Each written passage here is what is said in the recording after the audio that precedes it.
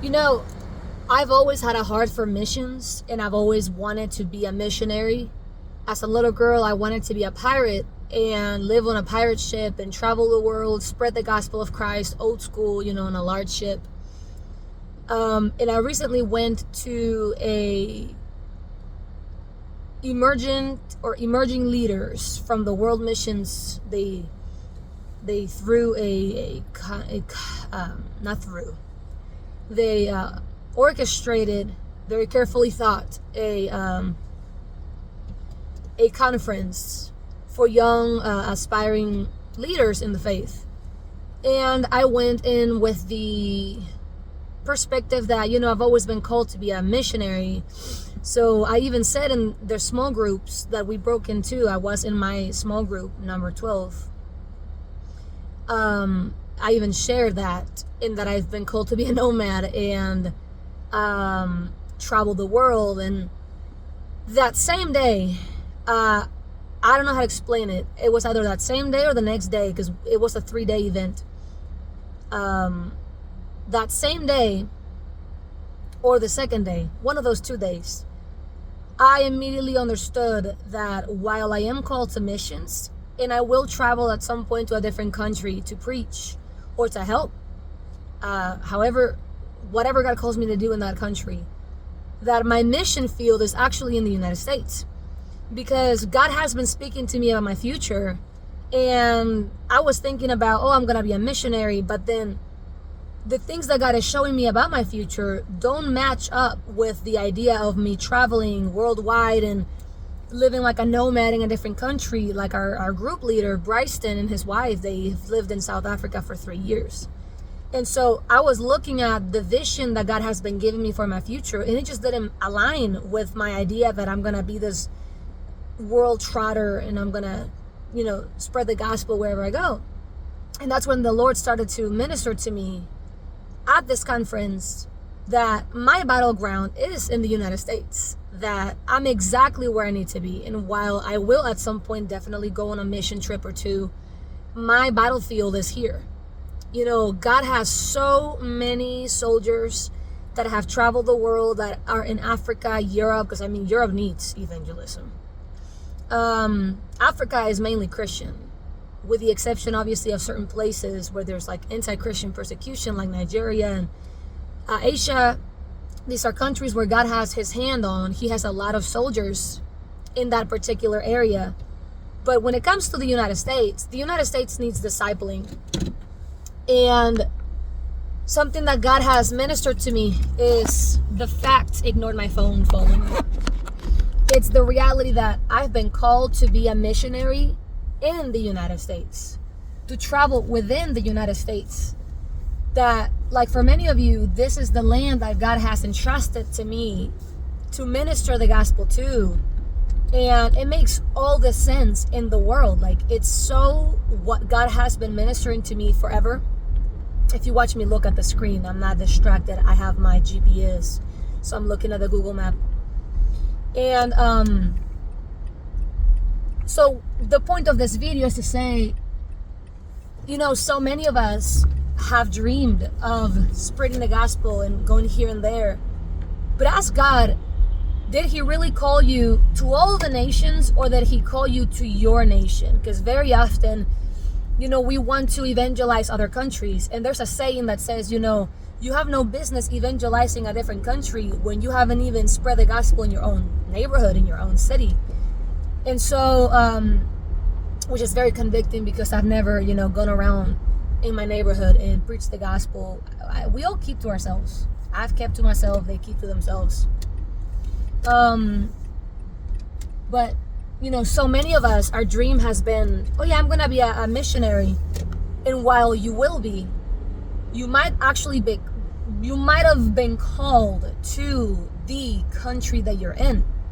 Because we always think that a missionary is someone that specifically travels the world and builds churches and, does this and that and something else. But America is poor.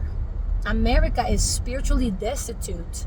America is far from God. America needs discipling. America is far from God. I mean, America is ridiculously far from God. If it ever was close, it certainly isn't anymore, right? And you know, I've been saying this for years, that my battleground is the United States. I have two convictions. The church is my number one, what's the word? So I have a passion for saving lost souls, but I have a deep rooted passion in rescuing the church from false prophecy, false teachers, from, lack of faith, from poverty of spiritual value, and I've always had this passion for the Christian church, to see it walk in the authority, the freedom, the boldness, the healing that God has for the Christian church.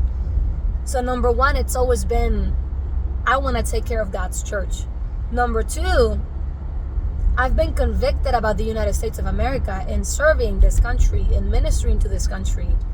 But I never gave it like a missionary thought, because I just thought, yeah, well, a missionary is someone who travels the country, the world, not somebody who just travels through its country.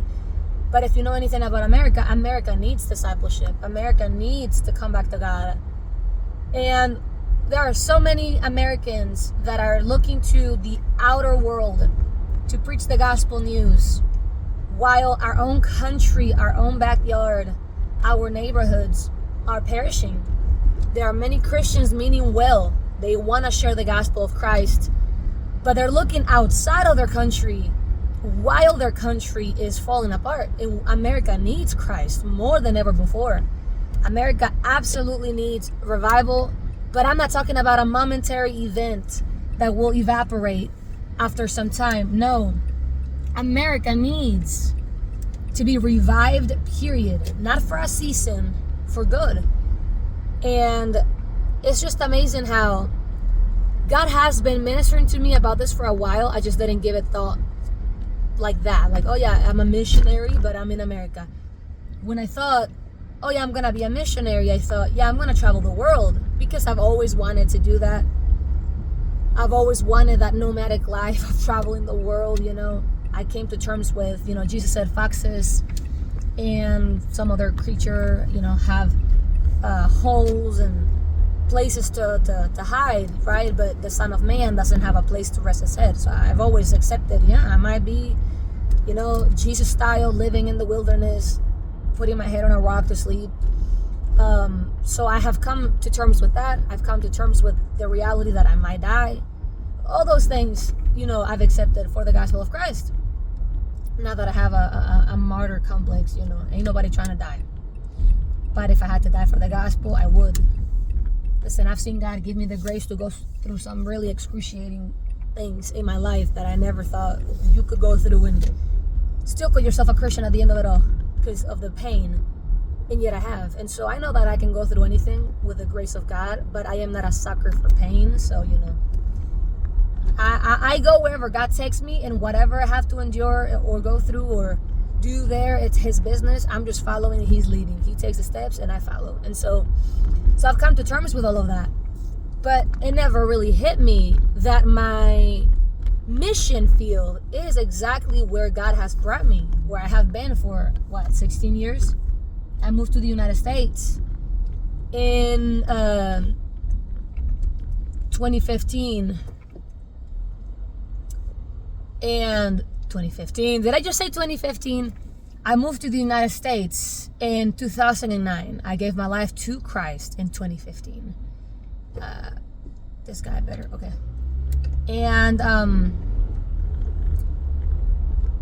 I've been in the mission place for most of my life now, and it never really hit me until I went to this conference thinking, oh, yep, I've been called to the world, and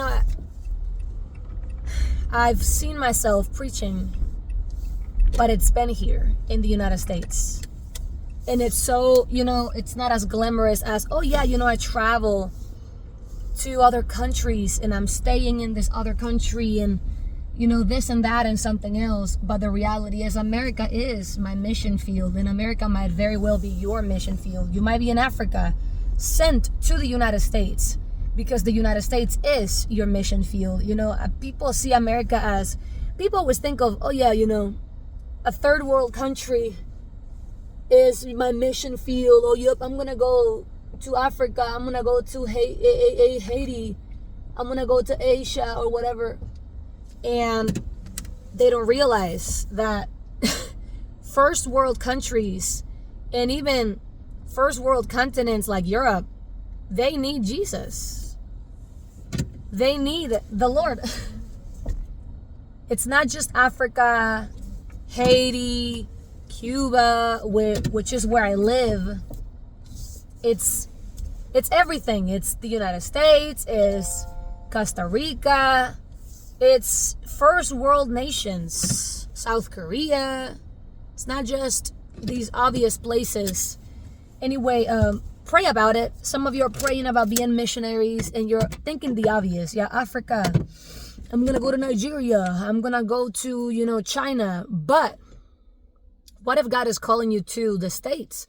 What if God is calling you to, the European Union, or whatever you call it, Europe? What if God is calling you to Europe? It's not fancy, right? It's not the stereotypical, oh, yep, I'm going to go here or there. But it is where God wants you to be. Check with the Lord, because a mission field is a mission field no matter where it is. It might be your family and it might be something else. Check with the Lord. God bless you.